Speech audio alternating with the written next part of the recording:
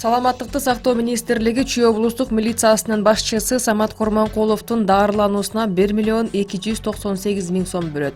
Өкмөт башчы аталган министрликтин бюджетинен каражат бөлүүнү тапшырган. Бул тууралуу өкмөттүн аппаратынын маалыматтык камсыздоо бөлүмү билдирди. Буга чейин премьер-министрдин резервдик фондунан 1 миллион 462 миң сом бөлүнгөн болчу. 12 сентябрда Чүй облустук ички иштер башкармалыгынын башчысы Самат Курманкулов Москвадагы Бурденко атындагы нейрохирургия борборунан реабилитациялык борборго которулган. Саламаттыкты сактоо министрлиги Курманкуловдун саламаттыгында оң динамика байкалып жаткандыгын, толук калыбына келүү үчүн убакыт керектелерин билдирген. Кыргызстанда 2019 жылы банкоматтардын саны былтыркы жылдын ушул мезгилине салыштырмалуу 62%га өстү. Бул тууралуу маалымат жыйынында Улуттук банктын төрагасы Толкунбек Абдугулов билдирди.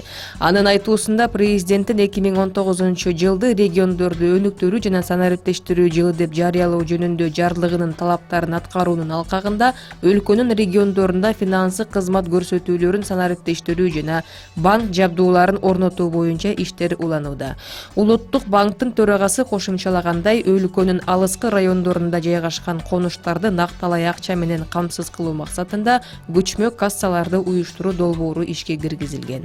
Аталган долбоор Жалал Абад, Ош жана Нарын облустарын камтып 127 айылды тейлөөгө алган.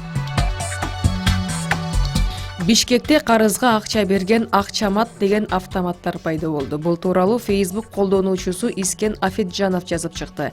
Банкомат карыз алуучу жарандын паспортун жана манжасынын издерин тартып алып 10 күнгө 1000 сом берет. Ага 300 сом пайыз кошуп, аталган убакыт ичинде 1300 сом кайра төлөшү керек болот. Интернет колдонуучу бул канчалык мыйзамдуу деген суроо менен Улуттук банкка кайрылган. Кыргызстандын тышкы иштер министрлиги Бириккен Араб Эмирликтерине каттаган кыргыз жарандарын аэропорттон этият болууга чакырды.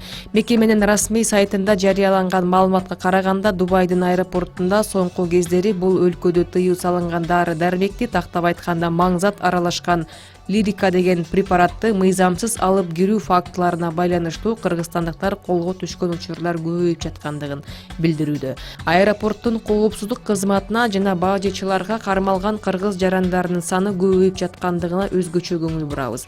Сак болууга жана аэропорттон бейтаныш же шектүү адамдардан ар кандай конверт албоого чакырабыз. Эгер тыюу салынган буюм же зат табылса, жоопкерчилик ошол жүктү ташып бара жаткан жарандын өзүндө болот деп айтылат Тышкы иштер министрлигинин билдирүүсүндө.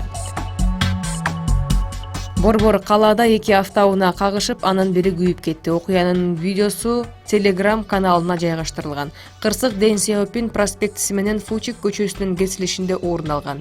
Видеодон өрткө каршы кызматтын өкүлдөрү күйүп жаткан автоунаадагы жалынды өчүрүп жаткандыгын көрүүгө болот. Маалыматка караганда 52 жана 39 жаштагы 2 адам жаракат алган. Жол кыймылынын коопсуздугун камсыздоо башкы башкармалыктын өкүлдөрү жеңил автоунаа менен автобус сүзүшкөндүгүн билдиришти. Ысык-Көл облусунда Хан Тенгри лагеринде 2 адамды өлтүрүп, 1 адамды барымтага алды деп шектелген Сергей Смирновго эл аралык издөө жарыяланды. Бул туурасында Азаттыкка ички иштер министрлигинин Ысык-Көл облустук башкы башкармалыгынын басма сөз катчысы Сталбек Усубакунов билдирген. Шектүүнү кармоо мүмкүн болбой жаткандыктан ар кандай ыкмалар иштелип чыгууда.